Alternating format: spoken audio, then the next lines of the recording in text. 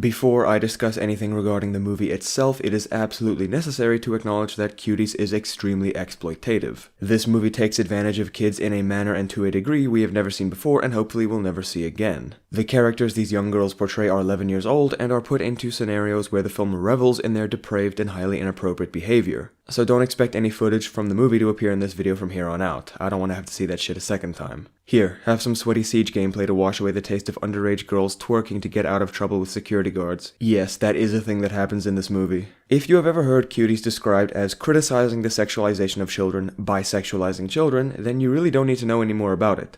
That might be the most apt and concise summary out there. Of course, there is more nuance to this product that's been almost entirely drowned out by scathing condemnations and calls for censorship. As ill-informed as these retaliatory efforts may be, they are justified. But I do want to dial down the rhetoric just a little moving forward. This movie is blatant child exploitation. If you disagree or don't have the stomach for such repulsive subject matter, this is your warning. I'm going to be diving as deep as I sensibly can, given the subject matter. And now that I've acknowledged that, the undeniable fact that Cuties is yet another leap ahead towards the fall of the West, I'd like to cover the events of the film as they happened, objectively and with the intention of being generous to the filmmakers. So first off, I'm simply going to recount what happens in the movie. If you'd like to get straight to my review, feel free to skip ahead. And without further ado, Cuties begins with an eerie dramatic flash forward to the main character, a young girl named Amy, on stage in a bright blue dance outfit as she's frozen in place, seemingly out of fear or shock. We then abruptly cut to the present where Amy, her younger brothers, and her mother have just moved into a new apartment in France. The family is from Senegal and appear to be new arrivals in the country. This scene depicts Amy and the older of the two brothers, Ismail, moving about the unfurnished house with a cold and detached atmosphere, like that of a crime thriller. The movie quickly establishes that Amy's mother Miriam is a practicing Muslim and that Amy herself is indifferent towards Islamic norms and beliefs. While at mosque, the camera focuses on Amy's face, showing us how disinterested she is, while an elderly female figure lectures about the role of women in their culture, saying things such as, "The devil dwells in the bodies of uncovered women, and there will be more women than men in hell," provoking no response from Amy. This gathering was being held in their apartment building, and afterwards Amy explores the halls of the building when her curiosity is piqued by another young girl dancing to loud music in the laundry room. We later learn her name is Angelica, although everyone calls her Angie. Her dancing is only interrupted by her ironing her own hair, to Amy's surprise. That night, Amy wakes up to find her mother in just her underwear, standing in a doorway down the hall from her room, staring ominously into the only room still empty since the move. The atmosphere is chilling and unnerving, as though it precedes a jump scare, but after some time, Miriam shuts the door, walks back to her room, and goes to bed. The next morning is Amy's first day of her new school, and she tries ironing her hair as she saw Angie do, but singes a large part of it off by mistake. Cut to the school playground where Amy gets handed her schedule by the principal.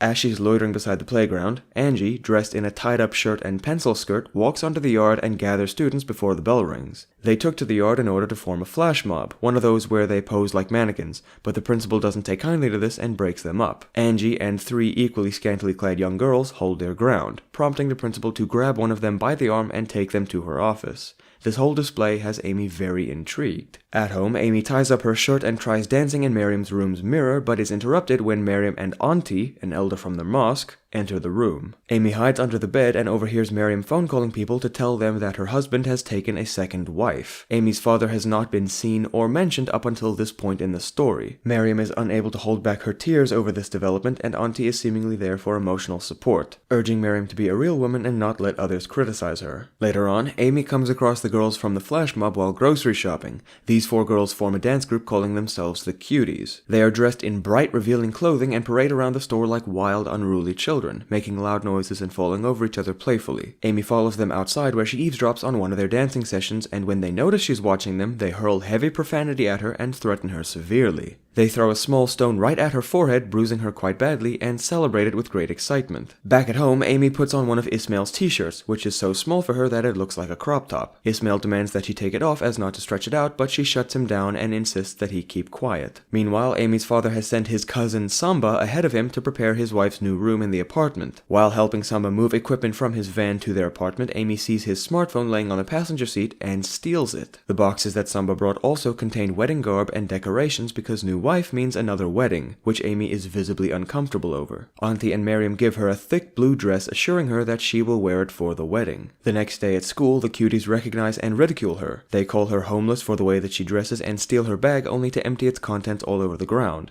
The only one of them not interested in bullying Amy is Angie, who later, and while separated from the other cuties, bonds with Amy, even helping to treat the bruise on her forehead. That night, Amy is inspired by Angie's not Instagram feed to post her own selfies online and immediately gets a like on the photo. Her happiness regarding this is contrasted with her looking into her closet, seeing the wedding dress, scoffing, and shutting the door. Back at school, Amy overhears the cuties talking about some kind of lewd video they're watching in the bathroom. When they notice a particular boy going into the boys' bathrooms, they order Amy to follow him in and record him such that his penis is visible. Buckling under the pressure, Amy does not achieve the goal imposed upon her, suffering only some harsh words from a confused teenager trying to use a urinal in peace. Back at home, Angie reviews the footage and laments that the boy's penis is not visible. Angie then inquires as to what's so special about the room at the end of the hall. Amy tells her that they're not allowed to go in, prompting Angie to go in anyways. They open the door and notice that the room has been furbished and decorated to be fit for Muslim royalty. The girls take the opportunity to jump around on the bed, play food-related games, and watch a dance video of a rival group, the Sweetie Swags. Yes, really.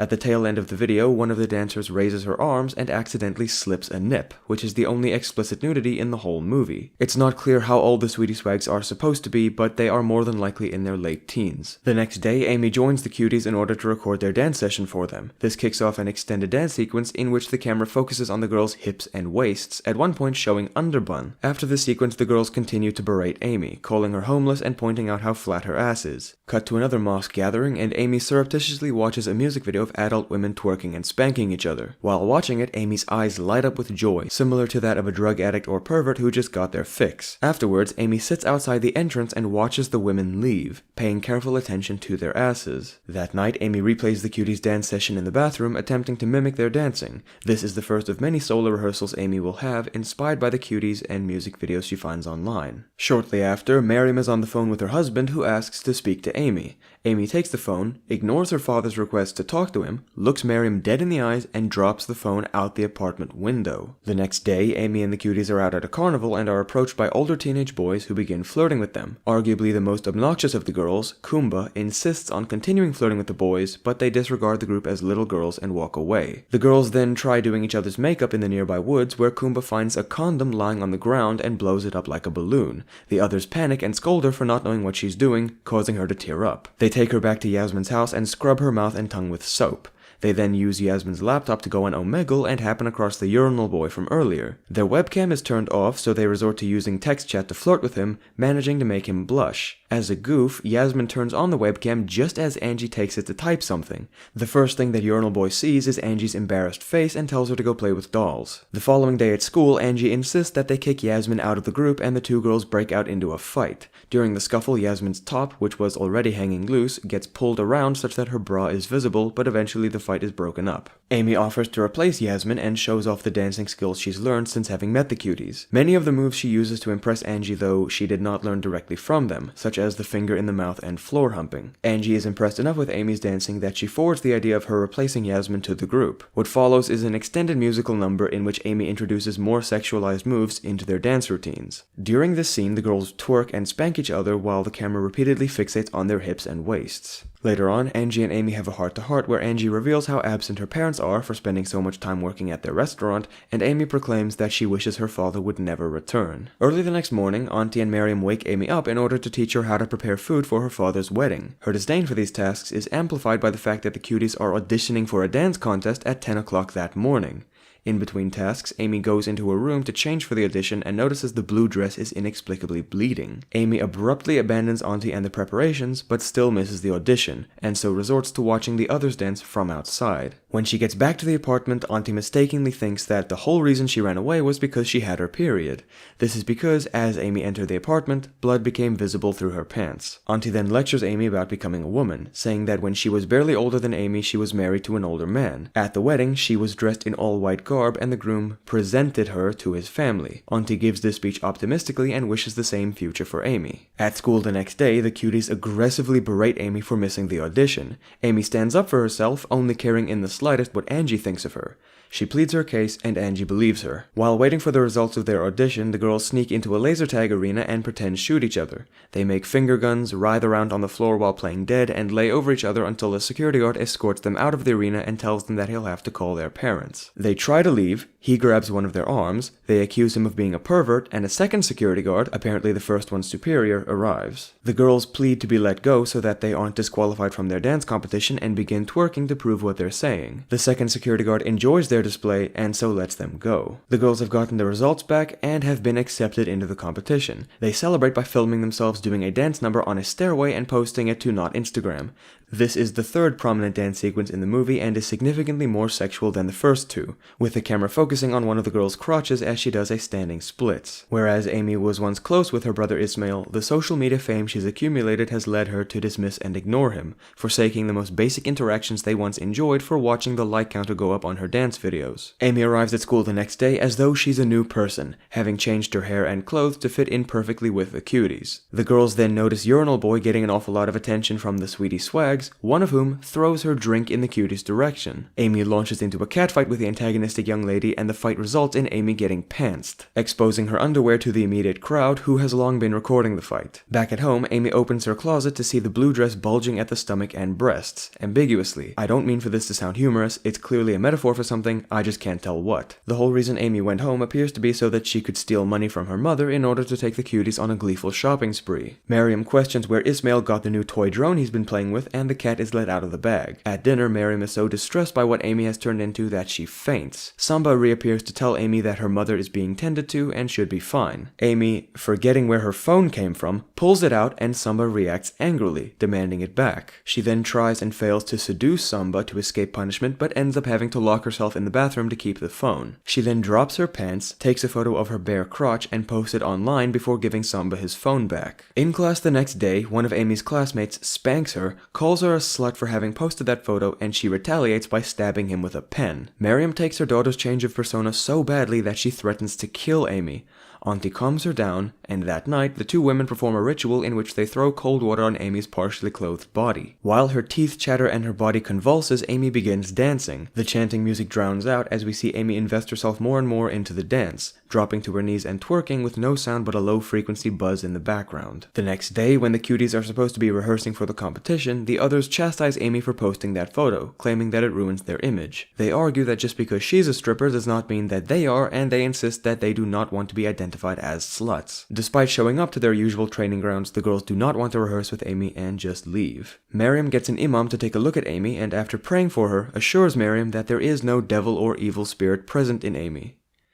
Well, she really got what she paid for. The next day, Amy watches from the sidelines as Yasmin is accepted back into the cuties friend group, who have now decided to exclude Amy for her transgression. Angie claims that she's still willing to be Amy's friend, just not in the presence of the other girls. Back at home, the newlyweds have arrived just in time for the wedding, and Amy notices something off about the master bedroom. Upon closer inspection, she sees a figure covered from head to toe in flowing white fabrics.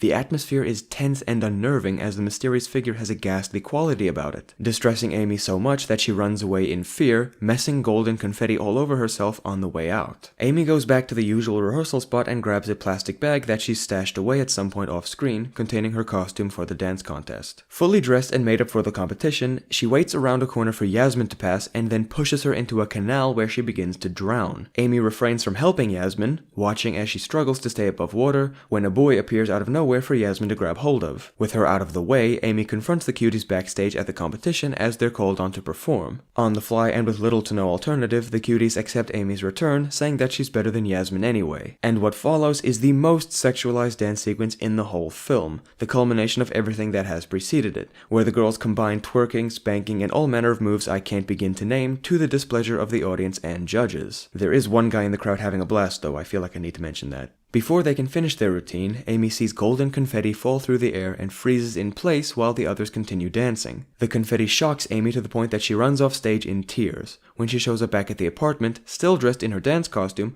Auntie scolds her severely, saying that she's wearing the clothes of a whore and that no respectable person would let their child wear anything like that. Miriam, dressed for the wedding, demands that Auntie leave Amy alone and comforts her as she cries. After a tender moment between the two and what looks like a somber reflection on her own standing in the situation, Miriam tells Amy that she does not have to attend the wedding. After a series of shots of their empty apartment, we see Amy's bunk bed with both the cuties' dance costume and the blue wedding dress laying on it. Amy walks downstairs, past where the wedding is being held, and goes outside dressed the way she was at the beginning of the film, in jeans and a hoodie.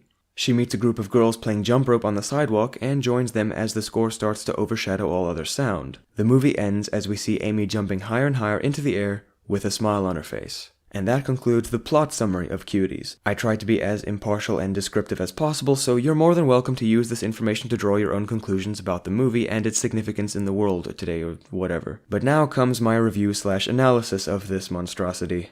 Cuties is a single, exploitative, and ethically reprehensible media product. To be as concise as possible while still trying to be accurate, I'd have to say that Cuties criticizes the sexualization of children while actively and deliberately sexualizing children. It is undeniable from even a single viewing that this movie takes the approach of commenting on and exploring the idea of child exploitation in a critical manner. It is also undeniable that this movie features the most gratuitous and egregious examples of children engaging in perverse behavior in cinema history, with the bonus of a camera that persistently focuses on the underage female characters' asses. While Cuties is a single ethically bankrupt film, it consists of two distinct plot threads that comprise the main character's journey of self-discovery and personal liberation. Amy, a young, impressionable, psychotically deranged immigrant from Senegal, arrives in France and begins challenging the culture that her elders seek to impose on her. After befriending a scantily clad dance group of her delinquent peers, she spirals out of control, encouraging and engaging in debauchery, theft, and almost drowning one of her former groupmates. By the end of the film, Amy chooses to reject both the ultra-conservative Muslim lifestyle and the repulsively regressive Cuties lifestyle in favor of being a regular girl. The story ends on a triumphant note as Amy jumps higher and higher into the air as though free of the burden of her mother's repressive culture and the Cuties' degenerate culture. But this attempted satisfying ending is not earned or justified. Cuties is a tragedy, the tale of an 11-year-old girl succumbing to the behavioral norms of her bullies and sinking even lower than them. It's a story about a young girl's mother who is emotionally traumatized by the revelation that her husband is taking a new wife and that she must prepare their new bedroom. By the time Amy is skip-roping to the sky, her mother is attending her own husband's second wedding, and we have no idea whether Yasmin drowned or not after Amy left her for dead in the canal. Amy is a budding psychopath and does not deserve the happy ending jarringly attached to this film. As a product that has a bottom line and is intended to make a certain return for Netflix, it is completely reasonable to condemn it as exploitative and not go any further than that. But I fear that all the energy used to lay into the film has the typically scrupulous crowd of internet critics forgetting to leave their bias at the door. More attention needs to be brought to Cuties as an exploitative and harmful media product, and I'd like to do that with this video, but I would also like to bring attention to the merits of Cuties' narrative and themes, most of which are found in the anti-traditionalist side of the plot. And the reason I refer to these two plot threads as different, almost irreconcilable sides of the same narrative is because they are so atmospherically distinct from each other that it's as though you switch to a different movie between scenes. One side of the story is obnoxious and salacious, exploring and critiquing the sexualization of children in a completely counterintuitive manner. The other side of the story is nuanced, thought-provoking, and tastefully explores the all-too-real consequences of fundamentalism on women in the modern age. Amy's blue wedding dress is a recurring source of anxiety for her. The dress is intended to be worn at her father's next wedding, which she has seen her mother anguish and cry over. There is an air of mystery around this dress as we see it bleed, move, and grow at the breasts, in an ambiguous way, but one that is typical for visual metaphors in film. The scene in which Amy sees the new bride down the hall was genuinely terrifying. We see the new bedroom's door open, and from Amy's perspective, it looks like there are long white drapes blowing in the wind. But when the image gets clearer, we, along with Amy, realize that it's a person in all white garb, just as Auntie said she was dressed for her wedding. The combination of the complete lack of music and the slow, subtle revelation of what it is that's standing in the room, punctuated by the ghostly figure unmistakably turning towards Amy and remaining dead quiet, makes this brief moment incredibly unnerving and frighteningly potent. It is, dare I say, the most artistic moment in the movie. You might think that's a cheap accomplishment considering that Cuties is infamous for its corrupt portrayal of young girls in inappropriate scenarios, but I cannot stress to you enough how dissimilar the two different plot threads of the film are, in tone, execution, and cinematography, quite literally as though they are two different movies. The rejecting tradition side of the plot is a showcase of the talent and vision that went into the production of Cuties, which is evidence that buried somewhere within this poisonous product is a good movie. But that about exhausts my positive criticism of Cuties. The anti-fundamentalist side of the narrative is worthy of praise, but tragically, it is underdeveloped and artistically stifled because it has to share a movie with what has become the defining characteristic of Cuties. 11-year-old girls, emulating strippers and behaving like abject menaces to society for reasons the narrative didn't feel worthy of sharing. Not only is Cuties exploitative as a media product, it is also a logically inept and distasteful film. The perfect example of this would be the scene in which Amy fights off Samba to keep the phone she stole from him and resorts to taking a photo of her exposed crotch before giving it it back. What purpose does this event serve in the story? I thought that Amy posted that photo to spite Samba, so that when authorities looked into literal child porn being posted online, they would be led back to him. But the only impact the photo has is making a boy at school slap Amy's ass and call her a slut so that she can stab him with a pen. So she took a nude photo of herself, and the only result of it was her becoming more unhinged and unstable. No catharsis or subversion to speak of. Ultimately, Amy's descent into depravity leads her to fall further into depravity. Amy's character changes from wholesome child to unbridled delinquent overnight. If commenting on how impressionable and malleable children are, or constructing a compelling, authentic cast of young girls was this film's intention, it failed either way. These characters are two-dimensional stand-ins for children who facilitate the progression of the plot and several unbearably long sequences of child abuse. I use that term deliberately and with good reason. If you would not define recording young girls dancing in sexually charged displays the length of your average music video as child abuse, then it begs the question, what would you define as child abuse? Never before have I come across a film that I felt met the criteria for a crime against humanity. But again, if Cuties doesn't meet that standard, what does? I have never cringed and squirmed so much while watching a movie as I did while watching this. And it's evident from the outcry this film generated that I'm not alone. To make people's collective disgust over the film all the more warranted is the trivia surrounding its production and marketing. When Netflix first bought the French film, its poster was that of a scene from the late movie in which the girls had just gone on a shopping spree with stolen money. Netflix then opted to use a more generic and flashy poster featuring the girls in their dance competition costumes. The poster change and the stylistic differences between the posters speaks to many people's visceral concerns, that Cuties is pandering towards pedophiles and Netflix is enabling it. Netflix refusing to take down the movie and basically responding to the outrage with, "If you don't like it, don't watch it," didn't help their case.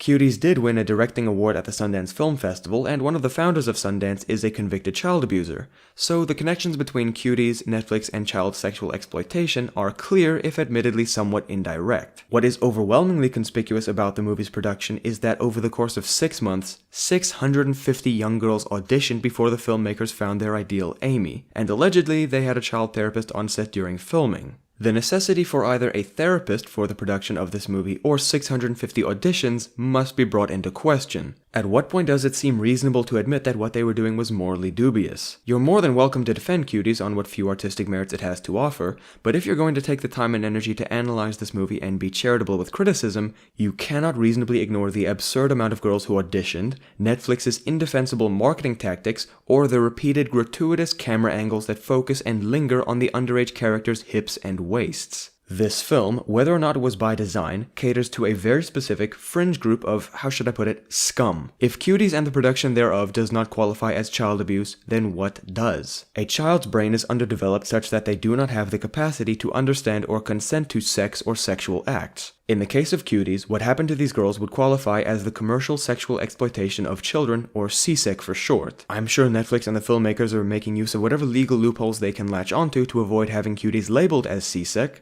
but if you have seen the movie or have a functioning moral compass, you know the boot fits. I raise this issue because the impact that the production of a film has on the cast and crew plays a crucial role in evaluating it objectively. Some actors endure physical and mental anguish to undergo body transformations for roles. Some actors are verbally and psychologically abused on set to the point that they never recover. And in the case of Cuties, these girls were repeatedly made to perform sexual acts on camera for millions of people around the world with the consent of their parental figures. And it is entirely possible that scenes of far more graphic sexual acts were filmed but left on the cutting room floor, which is in itself enough to justify the criminal investigation US authorities are being urged to launch. These girls' experiences could lead them to suffer any combination of symptoms associated with child sexual abuse, which will only be exacerbated by the knowledge that their parents allowed it to happen to them. Let's follow these young girls' careers and see just how empowering the Cuties experience was for them. It worked out well for David Raymer. Worse yet is the production staff's role in their trauma. The filmmakers are either criminally negligent for not understanding how the film's production would affect the child actors, or hyper-perverted for knowing better and going through with it anyway. Considering that they had the foresight to have an in-house therapist, I lean towards the latter being more likely. Cuties is a crime against humanity. We shouldn't tolerate this kind of material being produced or normalized, and we should do everything in our power to educate children and parents on the dangers of engaging in and enabling deplorables to create these types of disingenuous, hypocritical, malignant products. Giving Cuties a rating out of 10 or 5 stars would mean acknowledging it as a work of art, and I would do so if not for the blatantly exploitative nature of the film. Movies are one thing and I love discussing them. Criminal media is a whole other matter and categorically should not be held to the same standard as movies. Art is intended to express and instill emotions and ideas. By definition, it is incapable of doing any harm. Art being offensive or life-altering is entirely up to the discretion and interpretation of the subject. Any piece of art that blurs that line or breaks that boundary should be held to a different standard, and based on everything I've seen of Cuties and learned of its production, it is neither benign nor worthy of goodwill. It's an unapologetic crime against humanity. If you are a fan of film critique and art analysis, watch Cuties, and then sign the petition to get it cancelled. If you aren't interested in art analysis, skip straight to step 2. As always, I love discussion and debate, so if you have any criticism of my coverage of this abomination, let me know in the comments. Thanks for watching, see you next time.